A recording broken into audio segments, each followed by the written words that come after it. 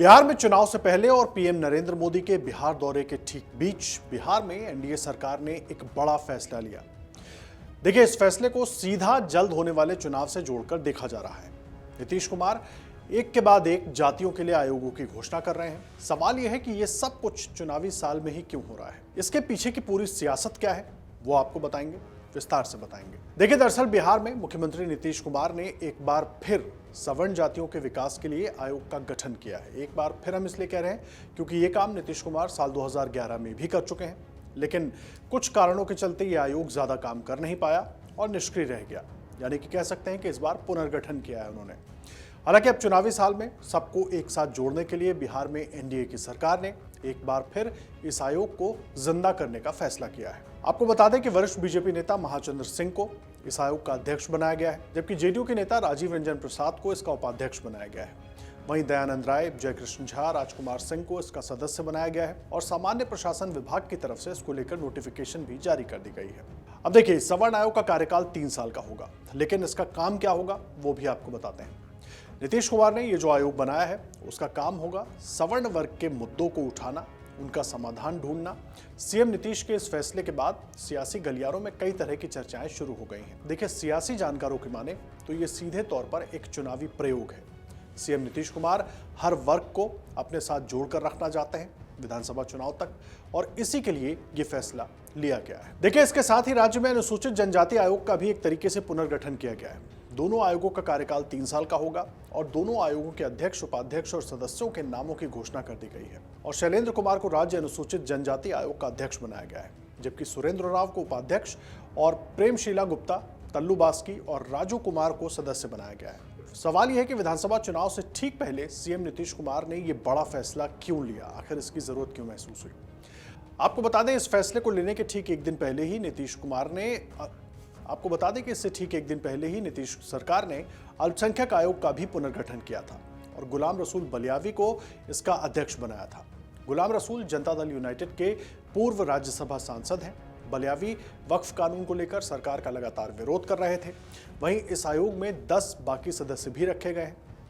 यहां पर यह समझने की बात है कि इससे पहले भी बिहार में सवर्ण आयोग कार्यरत था, जिसे नीतीश कुमार ने एक तरीके से पुनर्गठित करने का, फिर से जीवित करने का फैसला किया है। वहीं अल्पसंख्यक आयोग का भी पुनर्गठन होगा। और सवर्णों की याद अचानक नीतीश कुमार को फिर क्यों आई है, वो आपको हम बता देते हैं।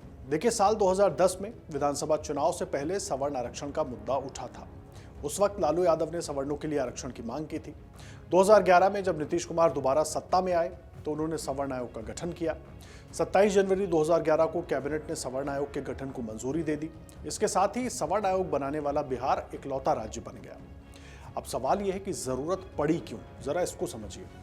देखिए, बिहार में इन दोनों वक्फ कानून के विरोध में जोरदार अभियान जारी है। All India Muslim personal law board की तरफ से पटना, अररिया, किशनगंज, भागलपुर, बेगूसराय, सहरसा, मधुबनी, सीवान, दरभंगा, इन तमाम जिलों में वक्फ कानून के विरोध में कार्यक्रम किए जा रहे हैं। वहीं बिहार में अगर मुस्लिम आबादी की बात करें तो करीब 17.7% मुस्लिम समुदाय के लोग हैं। ऐसे में कहीं ना कहीं एनडीए को जरूरी ये डर सता रहा है कि नीतीश कुमार की भले ही सबके साथ वाली छवि हो, लेकिन जिस तरीके से वक्फ कानून को लेकर इसका विरोध हो रहा है, उनके मन में सवाल यही है कि क्या मुस्लिम समुदाय के लोग एनडीए के साथ, यानी कि नीतीश कुमार के साथ अगले विधानसभा चुनाव में जुड़ेंगे।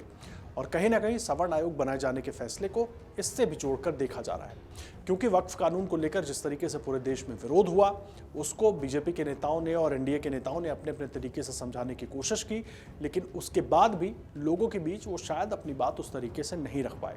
और ऐसे में बिहार में एनडीए किसी भी तरह से कोई भी ऐसा रास्ता नहीं छोड़ना चाहती जहां से विपक्ष को ज्यादा सीटें लेने का मौका मिल पाए, और इसी कड़ी से जोड़कर नीतीश कुमार के इस फैसले को देखा जा रहा है। देखिए, बिहार में अगले 6 महीने के अंदर ही विधानसभा के चुनाव होने हैं और नीतीश कुमार और एनडीए के इस फैसले को सवर्णों को अपने साथ साधने के मकसद से उठाया गया बड़ा कदम माना जा रहा है। बिहार में जातीय जनगणना के आंकड़ों पर अगर नजर डालें तो राज्य में सबसे ज्यादा आबादी अति पिछड़े वर्ग की है।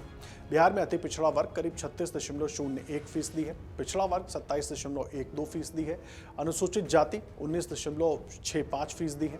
वहीं अनुसूचित जनजाति की बात करें तो उनकी आबादी 1.68% है और जनगणना के मुताबिक सवर्णों की आबादी की अगर बात करें तो उनकी आबादी करीब 15.52% है। और इन्हीं 15.52% में जो नाराजगी है उसको दूर करने की कवायद नीतीश कुमार की तरफ से, एनडीए की तरफ से इस वक्त की जा रही है। पिछड़ा, अति पिछड़ा की अगर बात करें, नीतीश कुमार और बीजेपी उनमें पहले से ही पैठ बनाए हुए हैं। हालांकि एक बड़ा हिस्सा आरजेडी की तरफ भी जाता है, लेकिन उसके बाद भी बीजेपी और नीतीश कुमार आश्वस्त हैं कि उनका एक बड़ा धड़ा वोट के रूप में उनके साथ जरूर आएगा। लेकिन सवर्ण अगर नाराज हुए तो 15.52% जो सवर्णों का वोट बैंक है वो किस तरफ जाएगा, इसको अभी से ही साधने के लिए ये बड़ा कदम नीतीश कुमार और एनडीए की तरफ से।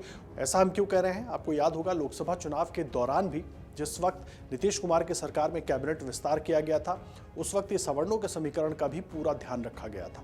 तमाम अलग अलग लोग इसमें शामिल थे, लेकिन उसके बाद भी समीकरण के तहत ही मंत्रिमंडल में विस्तार किया गया था, जिसका फायदा एनडीए को मिलता हुआ भी दिखा। लेकिन इस बार चाहे प्रधानमंत्री नरेंद्र मोदी हो या नीतीश कुमार, दोनों मिलकर किसी तरह की कोई चूक नहीं रखना चाहते ताकि बिहार में किसी और को रास्ता ना मिल सके विधानसभा में कब्जा करने का। और यही कोशिश नीतीश कुमार के इस बड़े फैसले के पीछे नजर आती है। अगर आप ये वीडियो YouTube पर देख रहे हैं तो हमारे चैनल को सब्सक्राइब कर बेल आइकन दबाएं और Facebook पर देख रहे हैं तो हमारे पेज को लाइक करें।